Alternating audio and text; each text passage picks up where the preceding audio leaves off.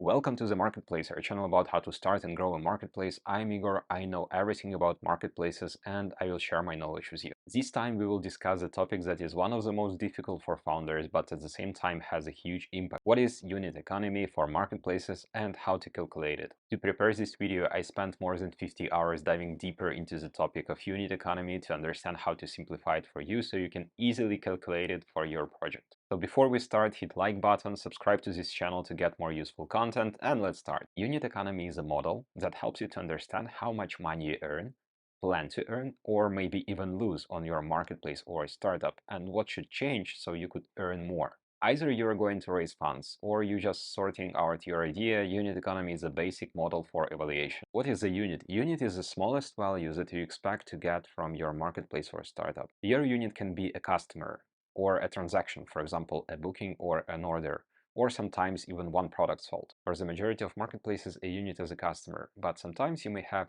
a customer and a transaction as your units in a marketplace. To understand unit economy and how it works, you need to know only a few things. Let's talk about them in a nutshell. The first thing you need to know is LTV, lifetime value. LTV means how much money you make from one customer until this customer churns. Churns means that this customer stops using your marketplace or startup. So this is a value that you generate from one customer before this customer leaves your marketplace. In a nutshell, LTV is the current value of the future gross profit from a customer during the lifetime of your relationship with this customer. Why current value? Because you take historical previous earnings from your customers, divide it to the number of customers, and you get this LTV, and you use this number to calculate the future profits in your model. To calculate LTV, you should take the revenue you earned from the customers who churned, subtract variable costs, meaning cost of goods sold, those costs that are related to generating this value, and divide it to the number of customers who generated this revenue. The next thing you need to know and use in your calculations is cost of goods sold. Cost of goods sold are the variable expenses that are a part of revenue generation process. Cost of goods sold are used to calculate your LTV properly. For example, for Airbnb, cost of goods sold is the money that Airbnb should pay to host as a part of their earnings from bookings through their marketplace. For a food delivery marketplace, cost of goods sold will be a little bit more complicated because you not only pay to a restaurant from every order, but you also pay some fee to a courier. So your cost of goods sold in this case will contain the money you pay to a restaurant and the money you pay to a courier to make your order delivered. But in case you have a SaaS startup, you probably won't have cost of goods sold because with every transaction, you don't have expenses that you need to pay with this transaction. This is how SaaS works. So you have expenses for your development team, you have expenses for servers, for example, but you do not need to buy more servers or hire more developers with every transaction or with any customer who pays for your SaaS. This is a good time to hit like under this video. I hope that you are enjoying the content. Subscribe to more content like this, and let's continue. The last thing you need to understand is CPA or CAC, which is referring to cost per acquisition or customer acquisition cost. This metric shows how much money you should pay to gain one unit.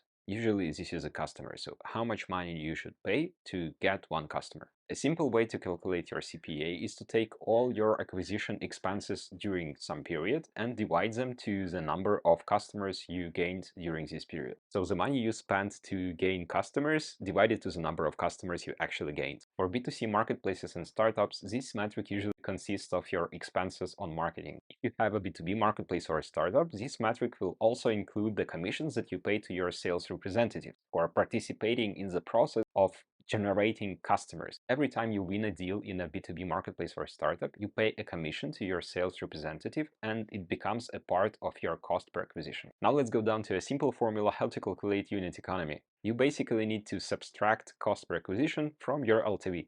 That's it. Remember that your unit economy may vary through different acquisition channels. Some of them can have higher CPA, but higher conversions as well, and vice versa. Okay, so you usually have these numbers when your marketplace is running. So you already have customers, you generate revenue, you have cost per acquisition. But how to calculate unit economy when you are about to start a marketplace? First thing, you do not know your actual numbers yet, but there are a few ways how you can have at least ballpark estimate of your unit economy. So this requires a bit of research. Sometimes you may find LTV and cost per acquisition for similar products, or at least for products that work in a similar niche. A little bit harder way is to find some benchmarks of conversion a lead to a customer and then calculate the money that you are going to spend for acquisition and it will give you a rough idea of how many customers you can get for spending this amount of money. Usually these data are available in open resources, but sometimes it requires a bit of digging, and sometimes you may even ask someone you know who works in a similar niche and ask this person to provide you with some rough numbers. In a nutshell, your unit economy is the difference between the money you earn from one unit and the money you spend to generate this unit. Don't worry if your unit economy is negative, so you don't earn money, you lose money on every unit, especially if you did not launch your marketplace or startup yet. This is just a model and it can perform differently if you change some of the components. If your unit economy is negative, you can play around with it to see what should happen so you could reach break-even point. Try to think what should happen to make your unit economy work better, what an average value of an order should be, or how to reduce cost per acquisition,